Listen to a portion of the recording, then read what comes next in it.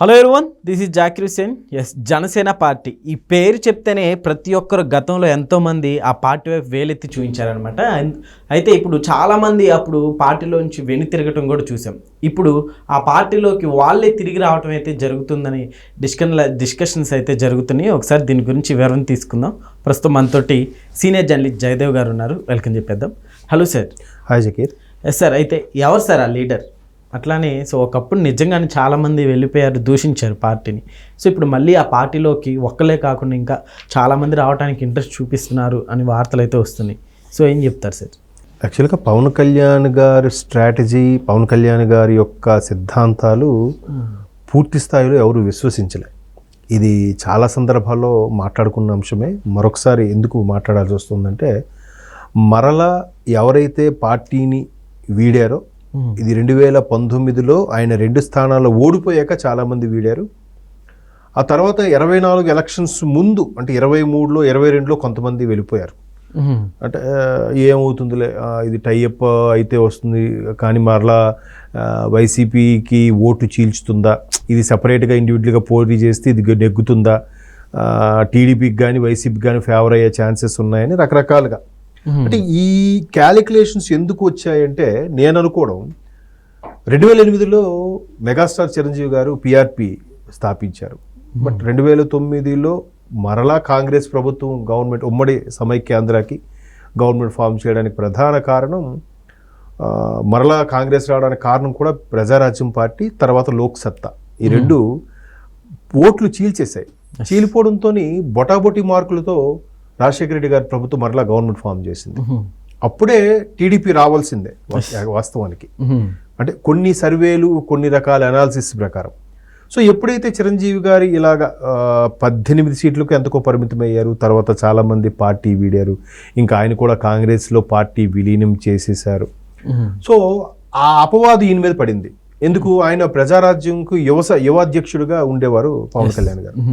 ఈయన కూడా అన్నయ్యలాగా పార్టీ పెట్టాడు, నడిపించలేక చేతులు ఎత్తేస్తాడు, సర్లే పార్టీని అందులోనో ఏదో పెద్ద పార్టీల్లో కలిపేస్తాడు అనే అపోహ చాలా మందిలో ఉండేది. వాస్తవానికి ఇది నిజం. ఎందుకంటే ఈయన ఏం చెప్తాడులేని, కానీ ఈయన అలా కాదు, మొండోడు. ఆ విషయం చిరంజీవి గారు కూడా చాలా సందర్భాల్లో చెప్పారు. చిరంజీవి గారు ఏంటంటే ఎవరిని నొప్పించని మనిషి. ఈవెన్ రాజకీయాల్లో ఉన్నప్పుడు కూడా దురుసుగా మాట్లాడడము, విమర్శించడం చేసేవాడు కాదు ఆయన. బట్ పవన్ కళ్యాణ్ అలా కాదు. దెబ్బకు దెబ్బ, చెంపకు చెంప చూపించాలి అనే నేతాజీ సుభాష్ చంద్రబోస్ సిద్ధాంతంలోనే ఉండేవారు ఈయన. అలాగని తల్లికి భార్యకి తిట్టలేడం ఎప్పుడు చేయలే. ఇంకా వైసీపీ వాళ్ళు చేశారు తప్ప ఈయన అలాగే విమర్శించలే. అట్లా అనుకోని చాలామంది పార్టీ వీడారు. ప్రధానంగా అలా మాట్లాడుకున్న అంశం ఏంటంటే, మాజీ సిబిఐ జాయింట్ డైరెక్టర్ లక్ష్మీనారాయణ గారి కోసం. జేడి లక్ష్మీనారాయణ గారు 2019లో పోటీ చేశారు అనుకుంటా. వైజాగ్ సంథింగ్, వైజాగ్ నుంచి ఎంపీగా పోటీ చేసినట్టున్నారు, ఓడిపోయారు. అలా ఓడిపోయిన తర్వాత పార్టీలో కొనసాగారు. కానీ ఎందుకో ఆయన మరలా సినిమాల వైపు మొగ్గు చూపుతున్నాడు, పూర్తిగా రాజకీయాల వైపు కాన్సన్ట్రేట్ చేయట్లేదు. ఆయన ఈ సిద్ధాంతాలకు కట్టుబడి ఉంటాడా ఉండడా అనే సందేహంతోనే నేను పార్టీ వీడాను అని కూడా కొన్ని ఇంటర్వ్యూస్లో ఆయన క్లారిటీ ఇచ్చాడు. ఎందుకంటే 2019లో 2 స్థానాల్లో ఓడిపోయి ఒకే ఒక జనసేన సీట్ను సంపాదించుకుని ఆ వ్యక్తి కూడా వైసీపీలోకి వెళ్ళిపోతే ఎట్లా? 3 రోజు మరలా జనాలకు వచ్చాడు. మీ నమ్మకాన్ని నేను చూరగొనలేకపోయాను. గాజువాకలో కానీ అటు భీమవరంలో కానీ 2 దగ్గరలో కూడా సామాజిక వర్గం రుద్దుతారు కదా, సామాజిక వర్గం పరంగా కూడా గెలవలేకపోయారంటే ఇక్కడ ప్రజలు అసలైన నికాసైన ప్రజలు. ఎవరు పని చేస్తారో, ఎవరు నమ్మకం కలిగిస్తారో వాళ్ళకే వేస్తారు. ఐ హ్యాట్స్ ఆఫ్ అన్నాడు. మరలా ప్రజల్లోకి వచ్చాడు. ఈసారి మీ అభిమానాన్ని చూరగొనడానికి ప్రయత్నిస్తాను, నా లోపాలు, నా తప్పులు ఎక్కడున్నాయో సరిదిద్దుకోవడానికి ప్రయత్నిస్తాను అని చెప్పి వచ్చాడు. ఏదో ముఖం చాటేసేసి విదేశాలకు పారిపోవడం అని చేయలే. బట్ సినిమాలు ఎందుకు చేశాడంటే, పార్టీని నడిపించుకోవడానికి, ఆయనకున్న టీముకి జీతాలు ఇవ్వడానికి కూడా డబ్బులు లేని పక్షంలో వకీల్ సాబ్ లాంటి సినిమాలు చేయాల్సి వచ్చింది.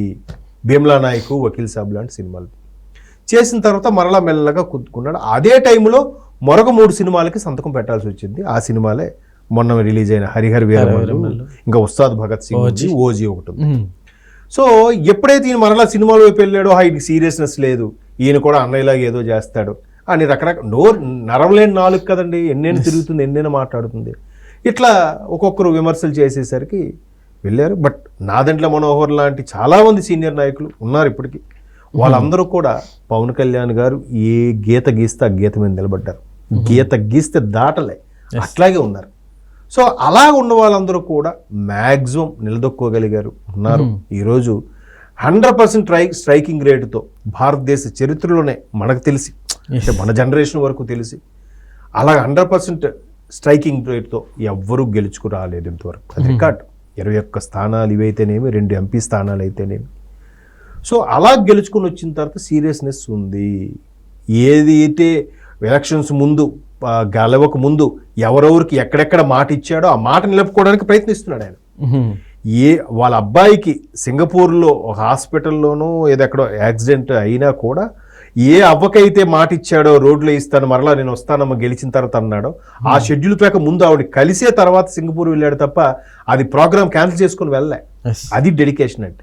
సో ఇప్పుడు రీసెంట్గా జేడీ గారు కూడా, మాజీ సిబిఐ జేడీ లక్ష్మీనారాయణ గారు కూడా అదే చెప్పారు. నేను అలా అనుకున్నాను, బట్ ఆయన ఒక కమిట్మెంట్తో వెళ్తున్నాడు.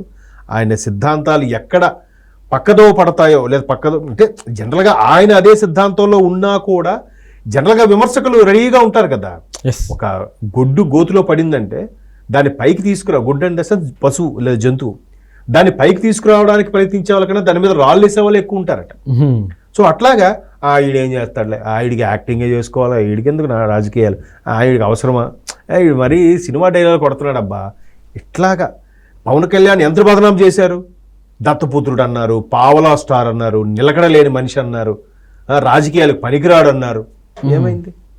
హీరోలు అయిపోయాడుగా, మ్యాన్ ఆఫ్ ది మ్యాచ్ అయిపోయాడుగా 2024 ఎలక్షన్స్కి. సో ఇప్పుడు ఎవరెవరైతే పవన్ కళ్యాణ్ ఎలా ఉండబోతుంది అనే వాళ్ళకి ఇదొక ఇప్పుడు మెయిన్ ప్రధాన మార్గం జనసేన అయిపోయింది. మరోవైపు జనసేన కూడా పార్టీ సభ్యత్వాన్ని పెంచుకోవడానికి కూడా ప్రయత్నిస్తుంది. ఎందుకంటే ఎలక్షన్స్ ముందు టీడీపీతో వెళ్తామంటే కొంతమంది విమర్శించారు, టీడీపీతో వెళ్తే మనకు సీట్లు రావు, వద్దులే మనం సొంతంగానే విన్నాం. బట్ సొంతంగా వెళ్తే మనం గెలవలేము. అక్కడ ఓట్లు చేల్చడం కాక మరలా జగన్మోహన్ రెడ్డి అనే వ్యక్తికే మరలే అవకాశం ఇవ్వాల్సి ఉంటుంది. ఆయన ఎలాగో ఏదో ఒకటి చేసి వచ్చేస్తాడు, ఇవ్వద్దు. మన చంద్రబాబు నాయుడు గారు లాంటి సీనియర్ నాయకులు హయాంలోనే పనిచేద్దాం. మన పార్టీకి పోలింగ్ ఏజెంట్లు కూడా లేని పార్టీ, నిన్న మొన్న పుట్టిన పార్టీ. సో మనకి పోలింగ్ ఏజెంట్లతో సహా ప్రతి విషయంలో కూడా సీనియారిటీ, మెళకువలు, రాజకీయంగా ఎత్తుగడలు తెలియాలి అంటే టీడీపీ లాంటి అనుభవజ్ఞ పార్టీతో, పార్టీ కేడర్ అంటే కార్యకర్తల కేడర్ బలంగా ఉన్న పార్టీతో వెళ్ళడమే కరెక్టు అనే ఉద్దేశంలో పవన్ కళ్యాణ్ గారు ఆ మాట మీద నిలబడ్డాడు. నేను ఓట్లు చేల్చును అని చెప్పాడు. ఎప్పుడు 2020లో చెప్పాడు ఆ మాట ఏదో ఒక సమావేశంలో. అదే మాట కట్టుబడ్డాడు. చంద్రబాబు నాయుడు గారు అరెస్ట్ అయిన తర్వాత ములాఖాతుకు వెళ్ళి బయటకు వచ్చి మరి అనౌన్స్ చేశాడు. That is Pawan Kalyan. So ఇప్పుడు లేదు, పవన్ కళ్యాణ్ ఎథిక్స్, మారల్స్ ఉన్న వ్యక్తి.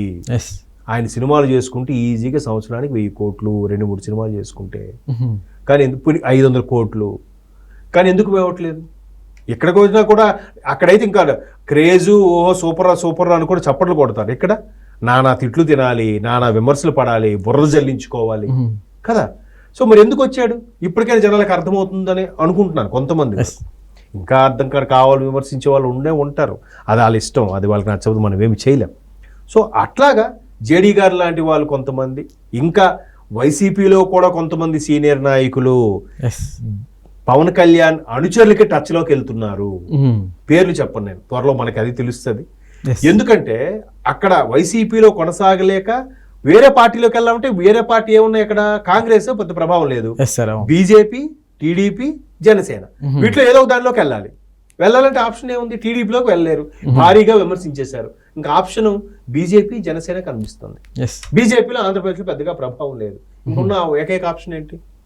జనసేన. ఆబ్వియస్లీ జనసేనకి మరలా క్యూ కొట్టే అవకాశం ఉంది. బట్ టీడీపీ నుంచి ఎన్ఓసి తెచ్చుకుంటే ఇందులో కొనసాగలుగుతారు. అది చూద్దాం మరి.